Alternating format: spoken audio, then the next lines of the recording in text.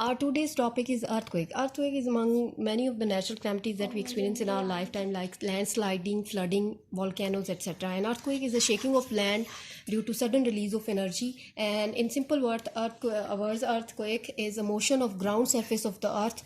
It ranges from a faint tremor to a wild motion. A faint tremor is a small involuntarily quivering of the earth cannot easily be felt, and it is capable of shaking buildings and opening cracks in the earth's surface. If we have to look upon the inner structure of the earth, so earth's inner structure is basically is divided into three parts. The innermost part is called core, the outer one or the middle one is mantle, and the outermost surface of the earth is called crust. So the surface of the earth is not a single piece of land, it is like the pieces of jigsaw puzzle joined together, known as tectonic plates. So these are the tectonic plates.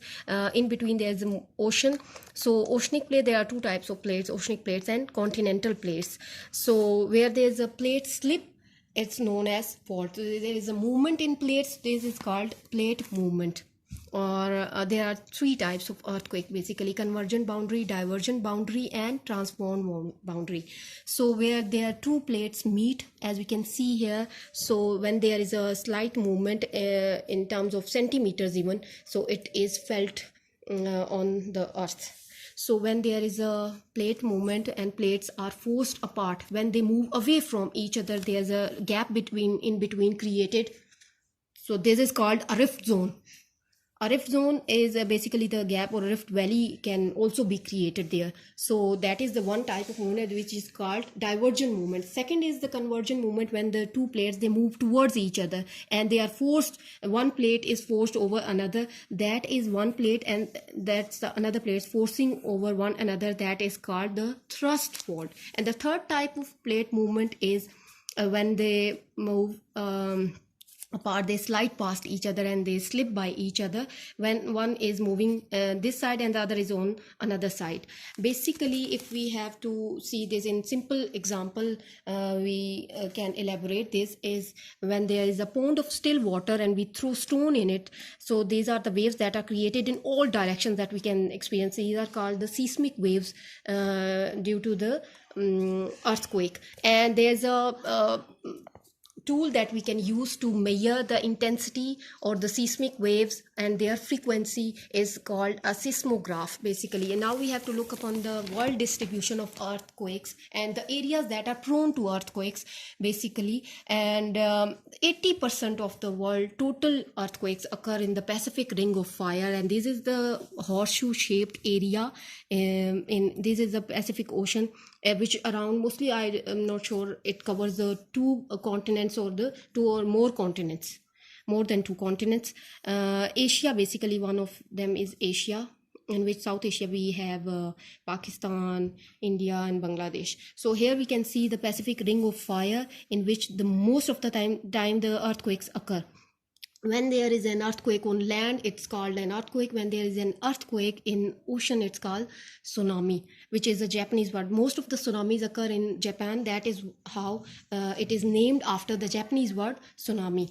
So here we can see the Pacific circumference. Circum is a half semicircular shape, and we can see here the circum-Pacific belt is 40,000 kilometer long horseshoe shaped region, which is found here, and 90% of the world's earthquakes occur in the circum-Pacific belt. The other is alpine Himalayan belt. As we can see here, that is the point where there is a group of mountains called Himalayas, Hindu Kush and Karakoram, which are also in Pakistan. So that's how we experience earthquakes in Pakistan as well. There is a plate fault area between which the two plates meet. Whenever there are two plates, they are meeting or they fall apart, so that in the result of that we experience earthquake.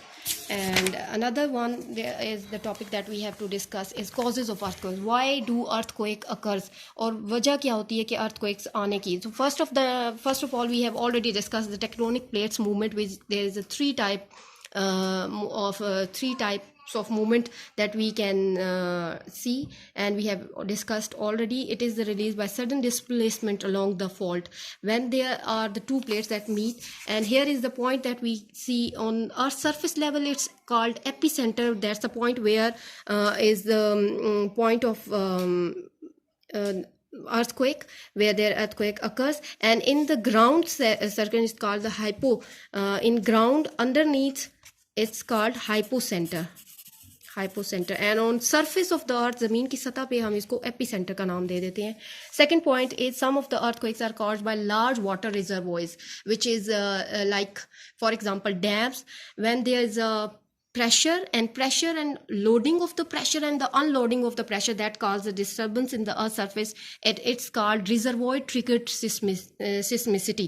So RTS is the one of the term that was used for this lubrication and immense pressure of water in reservoirs where we store water like dams and levees, etc. Third reason that possible where we can see is sometimes volcanic eruptions. Why volcanic? There is a vent or the point on the earth's surface where there is a lava eruption.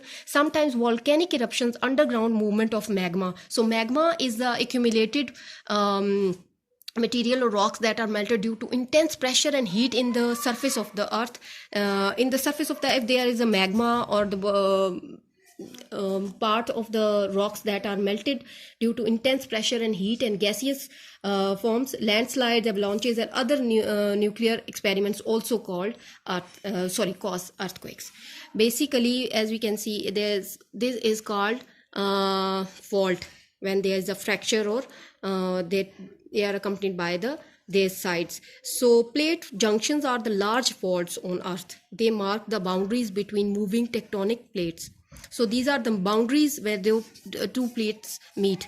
Okay, another thing that we need to discuss are the three types of waves that are created. First of all, there are primary waves that move at the rate of 5 to 7 kilometers per second, and then there are secondary waves, or after the strong earthquake, as we can all experience the after effects or aftershocks that we experience, and they move at the speed of 2 to 5 kilometers per second. Surface waves are the slowest waves we experience on the surface level, and they move in the most complex way. They cause the greatest damage during an earthquake. These are the surface waves that are experienced. The primary waves that are there, they are created in the hypocenter underneath the surface of the earth, and then there are secondary waves accompanied by the primary waves, and that we experience the surface waves on the surface of the earth. The third topic is that intensity of the earthquake.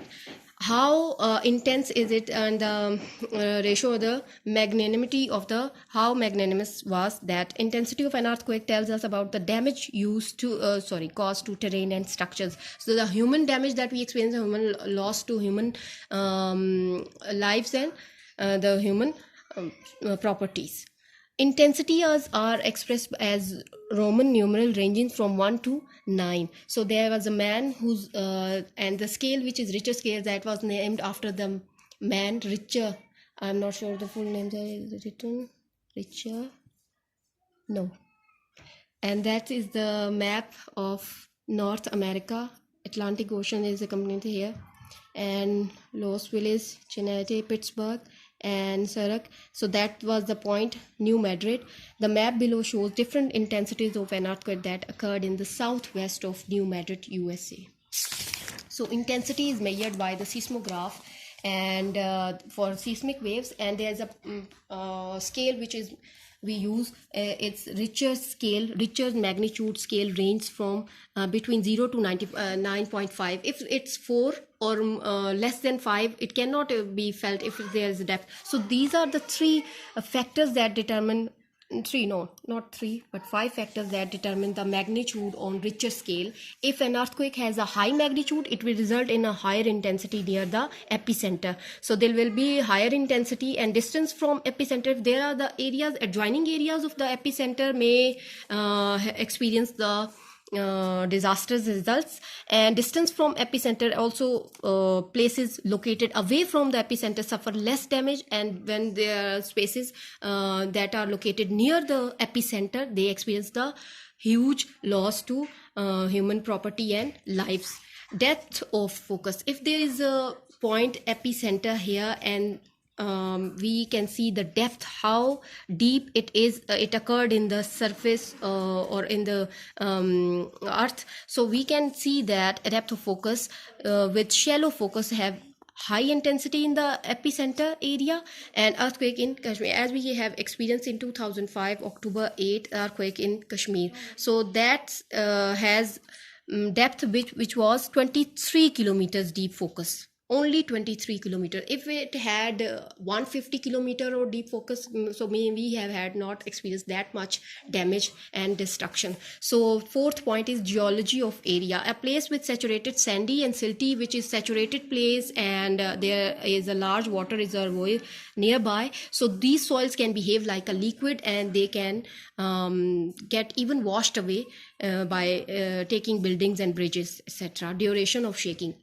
और जितना time उस ज़लज़ले को होगा, उसका जो दौरानिया होता है, उसको अगर हम देखें तो the longer an earthquake occurs और the longer an earthquake stage, basically it will result in higher intensity. जितनी ज़्यादा देर एक अर्थक्वेक को हम उसकी ड्यूरेशन को देखेंगे, उतनी ज़्यादा तबाही का भी ख़तरा होता है. Magnitude of the earthquake, so magnitude we can see on a Richter scale from 0 to 9.5. तो उसमें हम ये देखते हैं कि 0 से हम उसकी उस फिगर हम देखते हैं. If there is a 7.5 degrees, so there is a table that is taken from different areas of the world, Quetta, Chile, Iran, etc. So there is a movement जो उसका magnitude है richer scale पे, वो है 7.7 in Quetta, which was in May 31, 1935, which caused deaths of around 30,000 to 60,000 people. And here we can see 9.5 even in Chile.